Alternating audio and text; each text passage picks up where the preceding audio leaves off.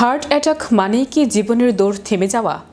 চিকিৎসা বিজ্ঞানে এতদিন মনে করা হতো মানুষের হৃৎপিণ্ড একবার ক্ষতিগ্রস্ত হলে তা আর আগের অবস্থায় ফেরে না। কিন্তু আধুনিক চিকিৎসা বিজ্ঞান সেই ধারণাকে চ্যালেঞ্জ জানিয়ে এক নতুন দিগন্ত খুলে দিচ্ছে। ভবিষ্যতে হয়তো হার্ট অ্যাটাকের পর আর পেসমেকার বসানোর প্রয়োজন হবে না। হার্ট নিজেই নিজেকে সারিয়ে তুলবে। বিস্তারিত থাকছে ডেস্ক রিপোর্টে। হার্ট অ্যাটাক মানেই কি জীবনের দৌড় থেমে যাওয়া? চিকিৎসা বিজ্ঞানে এতদিন মনে করা হতো মানুষের হৃৎপিণ্ড একবার ক্ষতিগ্রস্ত হলে তা আর আগের অবস্থায় ফেরে না। কিন্তু আধুনিক চিকিৎসা বিজ্ঞান সেই ধারণাকে চ্যালেঞ্জ জানিয়ে এক নতুন দিগন্ত খুলে দিচ্ছে।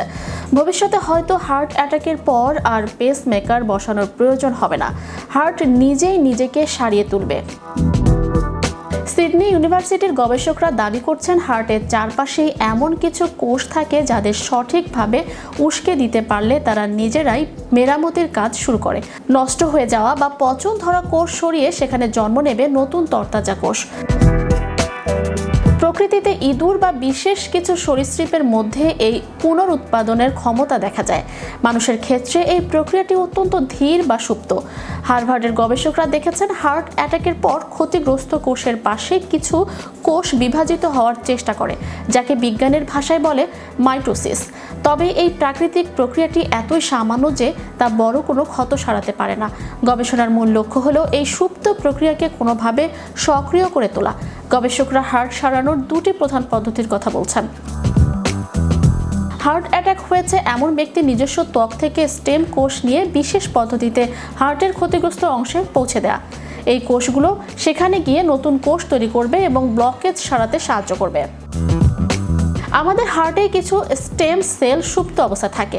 নির্দিষ্ট জিন থেরাপি বা বিশেষ ওষুধের মাধ্যমে এই কোষগুলোকে সক্রিয় করতে পারলেই হার্ট নিজের চিকিৎসার পথ নিজেই খুঁজে নেবে।